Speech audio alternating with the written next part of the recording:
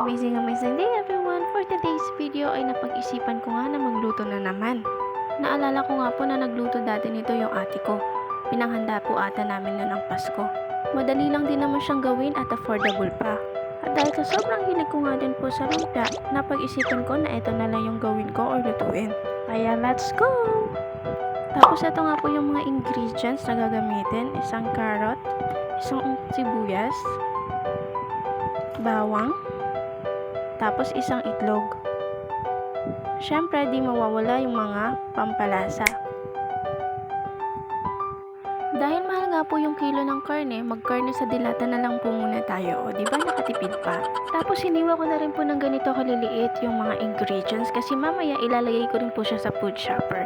And ito, actually, nabili ko lang po sa Japan Homes worth of 99 pesos lang. So, murang-mura lang po siya. Natutuwa nga rin po ako kasi matagal ko na po itong nabili. Ngayon ko lang po siya gagamitin.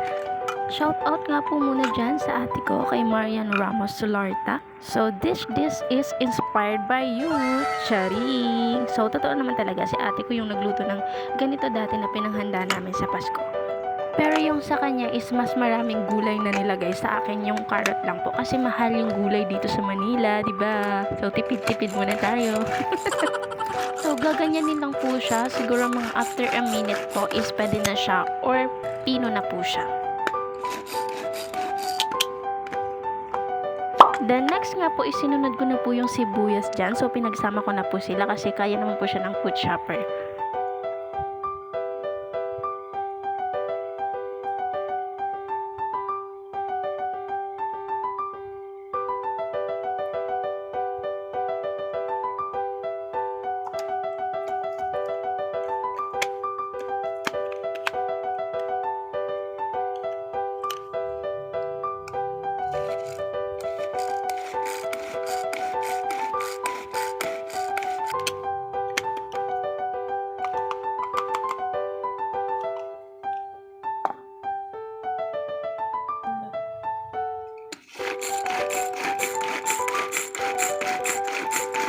After po nun, yung carrots naman po yung sinunod ko. So, konti-konti lang yung nilalagay ko sa food shopper. Baka masira po yung, or baka hindi po kayanin ng food shopper. Kaya, konti-konti lang. Actually, pwede naman po siyang hindi ilagay sa food shopper para maging pinong-pino. Kasi pwede naman siyang hiwain ng maliliit saka i-wrap na po. Kasi ganun din naman po yung ginawa namin dati or nung ate ko. Kasi maluluto naman siya, di ba? Pero dahil sa nag-i-inerte ako ngayon, di ba? Ayan, pinapahirapan ko sarili ko. Charing!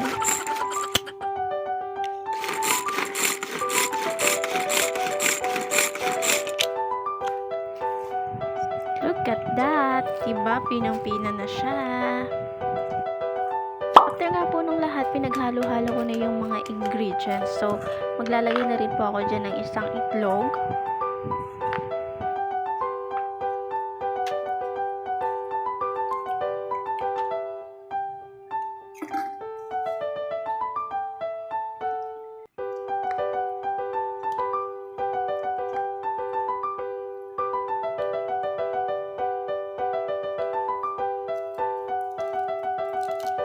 Tapos, naglagay na rin po ako dyan ng mga pampalasa like paminta, asin, tsaka magic sarap po.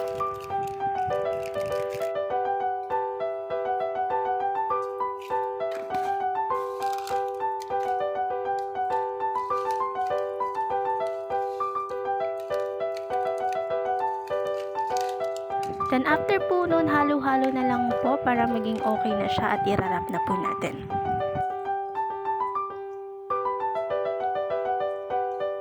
After po yan, pag okay na po, so syempre, ready to wrap na. So, ganito lang po yung gagawin natin. So, tansya-tansya lang din, no, kung gaano po karami. Pero, depende na rin po sa inyo yan. Kung gusto nyo po, pag isang kagat pa lang, puro wrapper na. Kung gusto nyo naman po, isang kagat, o, diba, malaman. Sa inyo na rin po yan. Choice na rin nyo po.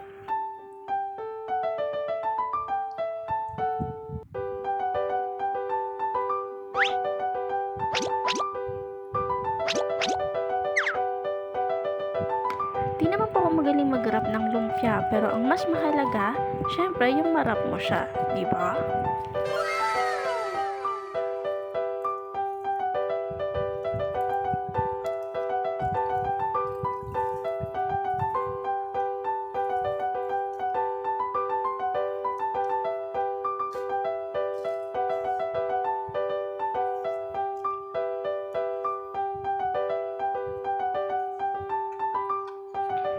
And that's it. Ganyan lang po siya. And now, ready to fry na po tayo. So, after nga po ng 5 hours, joke lang. So, after mga ilang minutes lang din po is natapos ko na rin po siyang i-wrap and nakagawa po ako ng 15 pieces po. Yung sunod ko nga pong ginawa is nagpainit na nga po ako ng kawali. Tapos nung mainit na po yung kawali, syempre naglagay na rin po ako ng mantika.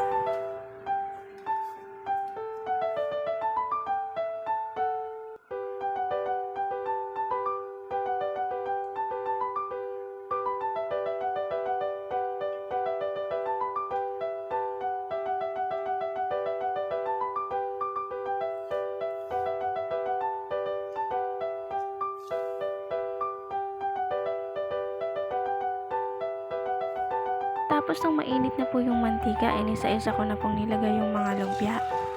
By the way, nasa mahinang apoy nga lang po yung pagluto ko nito para mas maluto po yung loob ng lumpia.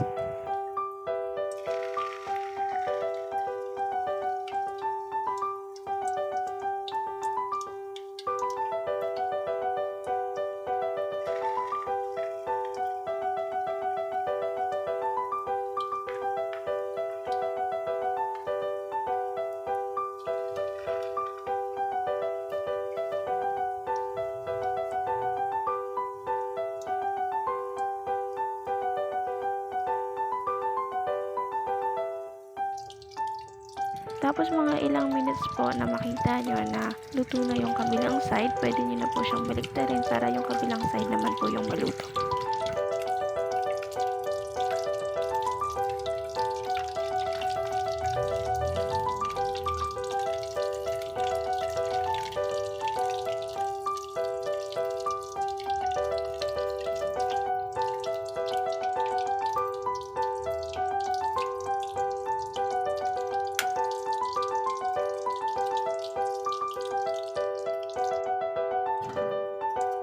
Tapos pag nakita nyo po ganito na po yung itsura niya, ibig sabihin luto na po ito.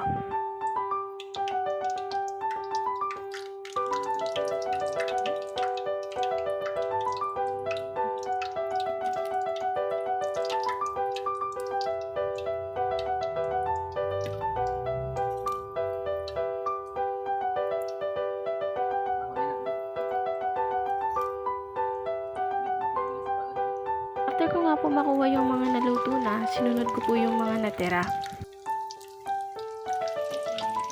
By the way, kung nakaabot ka po sa video ito, maraming salamat po. Huwag po mag-comment para ma-shoutout kita sa next video ko. Huwag mo rin kakalimutang i-like and subscribe para updated ka rin po sa next video ko.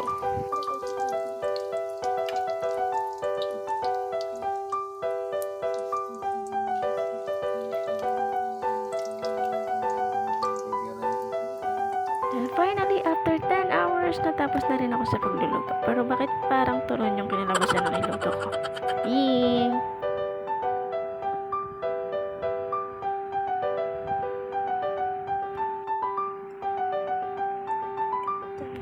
Oh, diba? Tingnan nyo guys. Malaman yan. Hindi yan puro wrapper. Siyempre, pagkatapos ng lahat-lahat, ito yung the best part, yung kainan na. Let's go!